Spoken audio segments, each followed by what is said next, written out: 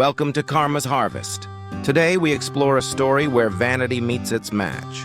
It is a tale of a bride who valued a perfect photo album over her own blood, only to realize that true beauty and true fortune cannot be staged.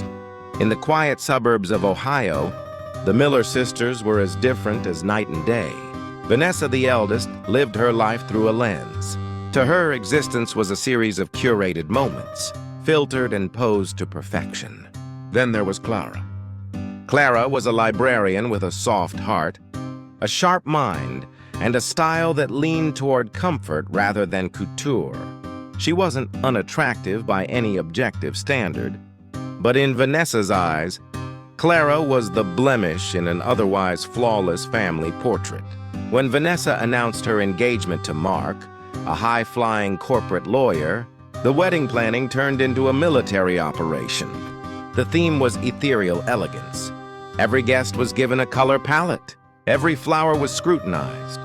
But the harshest judgment was reserved for Clara. 2 weeks before the wedding, Vanessa invited Clara for coffee. Clara thought it was a sisterly bonding moment. Instead, it was a cold execution of family ties. "Clara, honey," Vanessa started, adjusting her designer sunglasses. "I've been thinking about the professional photography. The lighting at the venue is very specific. It highlights every flaw. And since this is the most important day of my life, I want the photos to be iconic, flawless." Clara nodded, confused. "Okay, I bought the dress you asked for, Vanessa. That's the thing." Vanessa sighed. "The dress is fine, but you just don't fit the aesthetic of the bridal party. I'm asking you to stay out of the professional shots. You can be at the ceremony, of course, but when the photographer comes around, maybe you could head to the bar or stay in the back. I just don't want to look back at my album and see, well, you know." The silence that followed was heavy.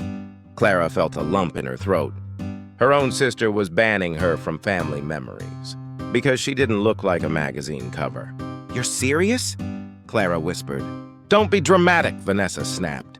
"It's my day, not yours. If you love me, you'll understand." Clara didn't argue. She didn't cry, not in front of Vanessa. She simply nodded and left. On the day of the wedding, Clara did exactly as she was told. She sat in the back row. When the photographer gathered the family for the grand portraits, Clara slipped away to a quiet corner of the garden. She watched from afar as her sister laughed and posed a queen in a kingdom of shadows. Vanessa didn't even look for her.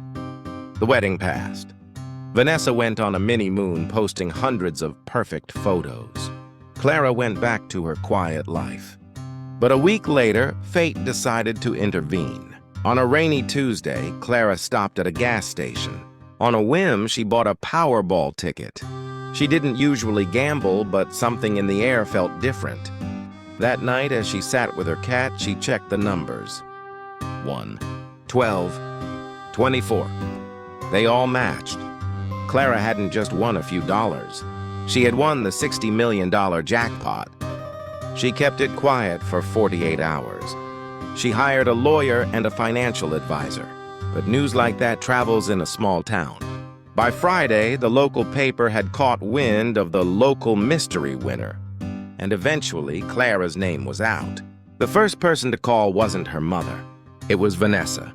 "Clara, oh my God, is it true?" Vanessa's voice was high-pitched, dripping with a sweetness that hadn't been there for years. "60 million? We need to celebrate. Let's do a family dinner." "My treat, well, maybe your treat now." Clara smiled to herself. "I'm actually quite busy, Vanessa. I'm planning something big." "Oh, a house, a car, a world cruise," Clara said calmly. "The Royal Horizon. It's a 4-month journey. Private suites, gourmet chefs, stops in the Mediterranean, the Maldives, and Bora Bora. I've booked the Grand Villa suite. It has room for 4 guests." Vanessa gasped. "Clara, that's amazing. Mark and I were just saying how exhausted we are from the wedding. A cruise is exactly what we need. I'll start packing. When do we leave?" There was a long pause. Clara looked at the wedding invitation still sitting on her. Counter the one that had felt like a summons to an execution. "Oh, Vanessa," Clara said, her voice smooth as silk. "I'm so sorry. I've already filled the guest spots with my best friends from the library. You see, the cruise has a very specific aesthetic. It's for people who value others for who they are, not what they look like in a photo." "What are you talking about?" Vanessa's voice sharpened. "I'm your sister, and I was your sister at your wedding," Clara replied. "But you told me I would ruin your photos. You told me my presence would blemish your perfect day. This cruise, well, it's going to be heavily documented. I'm hiring a professional crew to film a documentary about my journey. And I'm afraid, Vanessa, that your attitude just doesn't fit the vibe of my new life. I wouldn't want your vanity to ruin the authentic beauty of my trip." "You can't be serious!" Vanessa screamed. "You're excluding me over some pictures." "I'm not excluding you, Vanessa," Clara said, echoing her sister's words. "I'm just protecting my memories. If you love me, you'll understand. Have a wonderful life with your flawless photo album. I'll be busy making real ones." Clara hung up. She didn't block Vanessa. She wanted her sister to have a front row seat.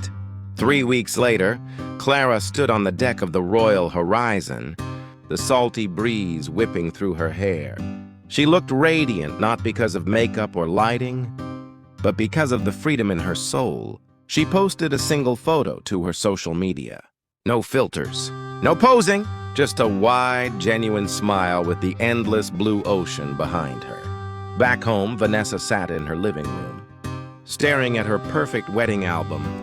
The photos were indeed beautiful. The lighting was flawless. The aesthetic was exactly what she wanted. But as she scrolled through Clara's feed, seeing the world's most beautiful places through her sister's eyes, the house felt very empty. Vanessa had her perfect photos, but Clara had the world. And in the harvest of life, you only reap what you sow.